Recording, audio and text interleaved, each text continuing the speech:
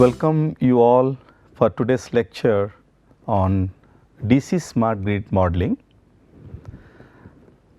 In the initial introduction, we have realized that there are so many components to make or create a smart grid, and one of the very basic and fundamental smart grid type could be DC smart grid, where all the loads and generations are connected to a DC bus. During today's lecture, we will try to cover up the following points: importance of DC, why we go for DC instead of AC, which was so old and acceptable to the whole world, DC operation on voltage level, at what voltage actually we have to operate, whether it is 48 or something else, DC microgrid topologies, key energy sources, types of loads, switch mode converters, DC microgrid communication, DC microgrid protections, applications of DC and challenges in DC microgrid. Now, what is the importance of DC or DC grid technology? Now, if we all focus on the type of load today we do use in our residences, commercial places, industrial places, the most common load is lighting. And as we all aware, the lighting loads are in DC, or they are the DC loads, and lighting loads covers very close to 40 to 50% of the total load during evening hours. And hence, my majority of the load today is DC in nature, as well as one important source that we are talking about today is the major renewable energy integration through photovoltaic, which is once again DC, and hence the very important topic on storage that works on DC. So, keeping these three things in mind, majority of the loads are of DC type, my storage is of DC type, as well as my renewable energy sources, especially in PV photovoltaic type, is also DC. So, if you talk about a smart grid consisting of many components, but majority of the components are DC in nature, and hence DC technology or DC smart grid technology need to be given importance for real time implementations. And now this comes to my mind all the time, why already we do have AC system in place, so why do we go for DC technology? The question to all of you before we proceed further, why do we move to DC grid technology? And the very easy answer could be because of the maximum DC load, maximum DC source, and the energy storages. It is nothing wrong to move to DC grid instead of AC. But to be very practical, we cannot replace the AC system at all, but DC grid can play a complementary role to your existing AC grid. So, in our future lecture, we will also see what is AC smart grid, and end of the lecture series we will also talk about AC DC smart grid. But today let us focus only on DC smart grid modeling. Now, various conversion stages like AC DC, DC AC can be avoided by forming a DC grid, because if you have a purely AC grid and if your storage system is in DC, then the DC need to be converted to AC before it supplied to the grid, and also AC need to be converted to DC during its charging. Similarly, the PV technology need to be converted from DC to AC, and the loads that always need to be converted from AC to DC. Just to avoid those conversion from AC to DC, as well as from DC to DC, we need to have a DC grid expecting that the overall system efficiency can be improved. No problem of reactive power, harmonics and frequency control, no synchronism issues and controlling become easier, eddy current, hysteresis losses and skin effect are absent, reduces stress on conventional grid, congestion of the transmission line will be reduced. Now, we do have different voltage level of operations, because if you start from HVDC to medium level DC and then low voltage DC networks, we do have a strong 500 kV plus HVDC system in place. So, the operating voltage in HVDC range beyond 500 kV and economical, which is also efficient over AC system. Now, power transfer between two AC system is also possible. Through this HVDC link, we can interconnect two AC systems. Now, the next one, which is medium voltage DC system, where operating voltage level is around 11 kV to 33 kV, can provide controlled power transfer between two 11 kV and 33 kV networks for better utilization of existing systems. Now, finally, the LVDC operating voltage level are 48 volts, 380 volt and 600 volts, but 48 volts seems to be reasonable for residential applications. It reduces dependency on main grid, reliability to the consumer can be improved and provide supply to the remote voltages of the remote villages.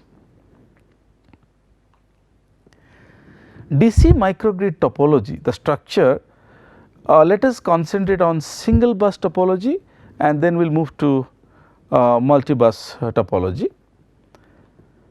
Now, the single bus topology, please concentrate. We can just see that the photovoltaic energy source through DC-DC converter can be connected to my DC grid.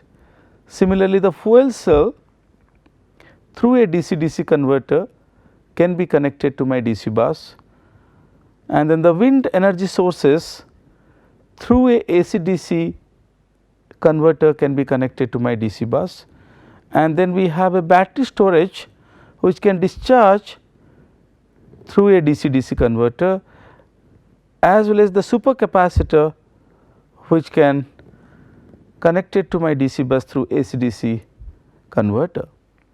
Now, concentrating on loads, we do have a data center where 80 to 90% load devices are of DC. Communication towers can take direct energy from DC grid.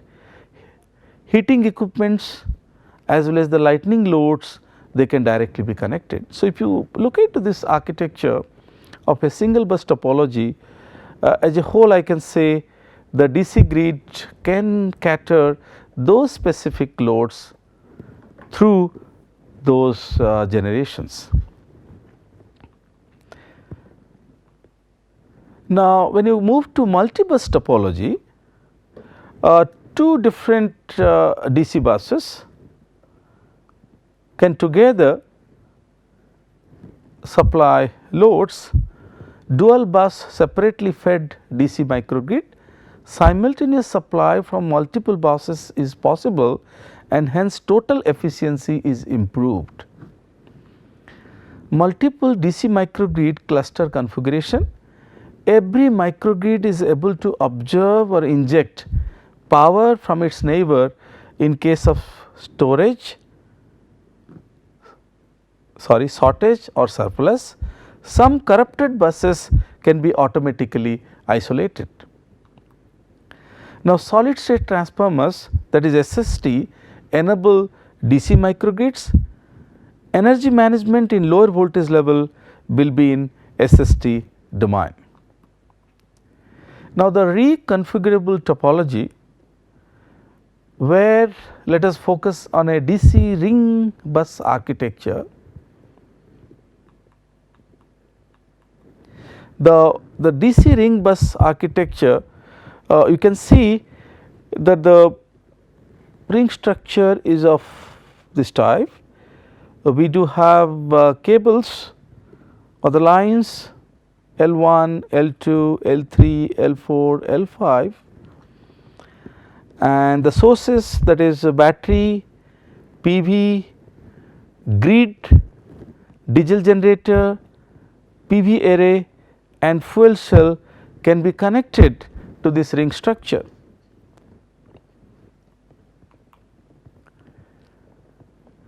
Now, next we have to understand the ring structure, which is highly reliable and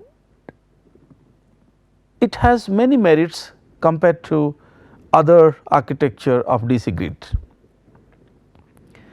But as a whole, reliability is the main feature of a ring architecture. Zonal configuration, it is highly redundant and reliable.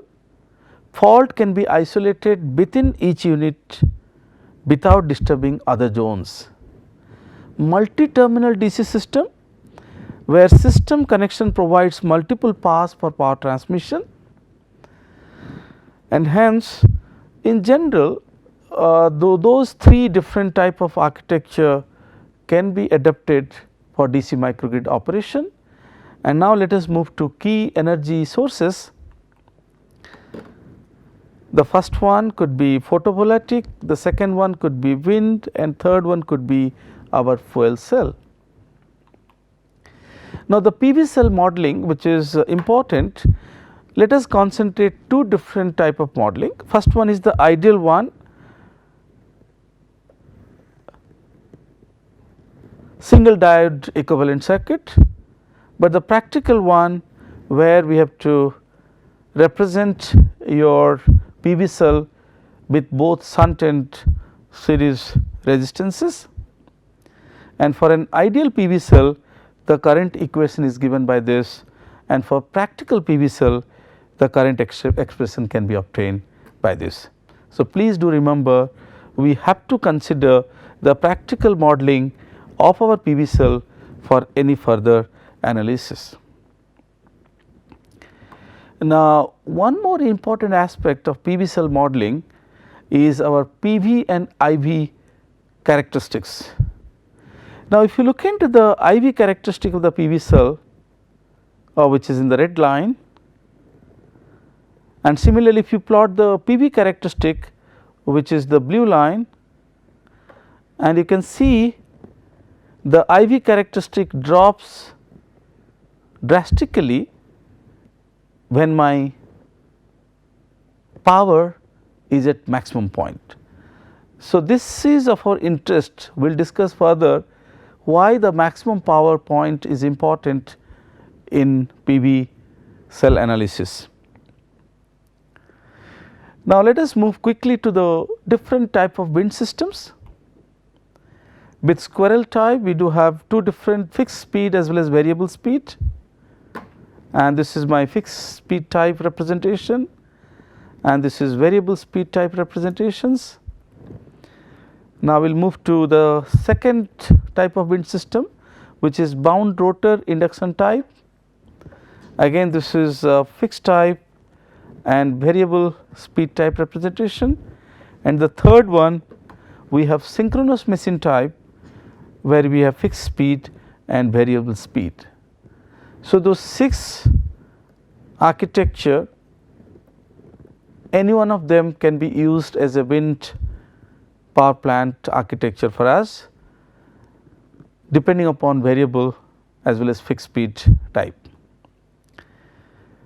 Now, for modeling of a wind turbine, the following variables need to be considered. So, air density, which is rho, wind speed, turbine speed, turbine swept area, kinetic energy, tip speed ratio, radius of turbine blades, coefficient of performance, mechanical power output, torque of wind turbine, angular frequency, blade pitch angle and performance coefficient. So, using this we can determine the power of a wind turbine as well as the torque equations. Now, important design features of the third type of sources that we have considered in our lecture today is the fuel cell. It has the electrotype substance. The electrolyte substance usually defines the type of fuel cell. The most common fuel used is hydrogen, breaks down the fuel into ions, usually made up of very fine platinum powder. It turns the ions into the water or carbon dioxide. It is often made up of platinum. Now, if you see the modeling of a fuel cell, the electrical model comprises of a number of elements which represent the thermodynamic and electrochemical phenomena occurring in the fuel cell, as well as the consumption of the peripherals. This model reproduces the fuel cell electrical performance based on the current demanded and the fuel cell operating temperature. So, this is what the basic model we need to consider for our fuel cell design. Now, the commonly seen loads in any system are either of constant current type, constant power type or constant impedance type.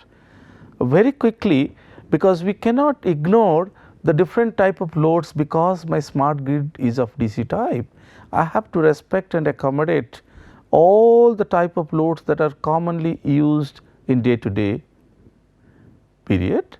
So, the constant current, constant power and constant impedance loads need to be interconnected to my DC smart grid as and when required. So, the constant current load, which is very common type, varies its internal resistance to draw constant current, therefore, the power varies. In case of constant power, varies its impedance on change of input voltage to keep the power constant, and the very important one is the constant impedance. As voltage varies, the current varies, keeping the resistance constant, thus power varies. Now, other components in case of my DC smart grid is switched mode converters. Switched mode converters came into existence due to hefty losses incurred in linear mode converters, either they are series or shunt type. Switched mode converter topologies, commonly referred as DC-DC converter, are categorized as isolated and non-isolated converter topologies. In general, DC-DC converter non-isolated topologies are preferred due to the added cost of transformer specifically designed for higher switching frequencies.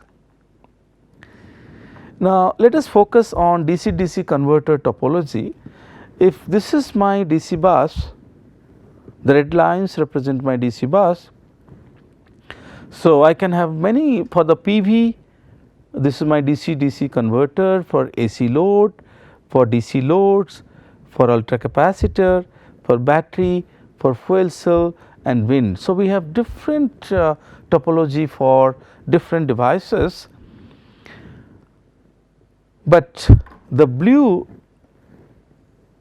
zone, especially for the DC-DC converter for wind, fuel cell and for PV, are of slightly importance and we will discuss recently. Classic DC-DC converter topologies include buck, boost, buck boost type.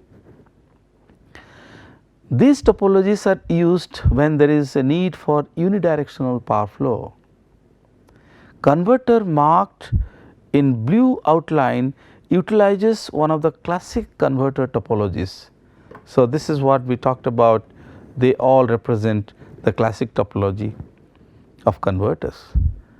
buck boost converter, and their mathematical modeling is given by, this is for buck representation and this is my boost converter modeling. Now, this is buck boost converter representation.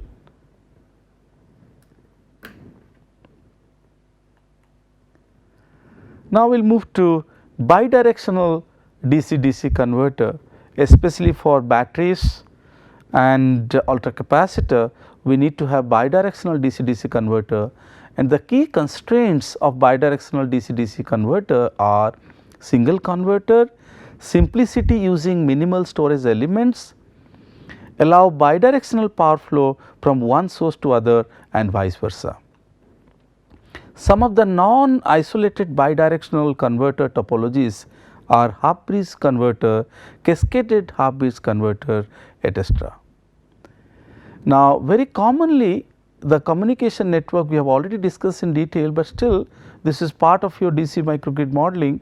So, we use the consumer premises area networks as well as neighborhood area network communication in DC microgrid applications, and we also do use wide area networks for DC microgrid applications.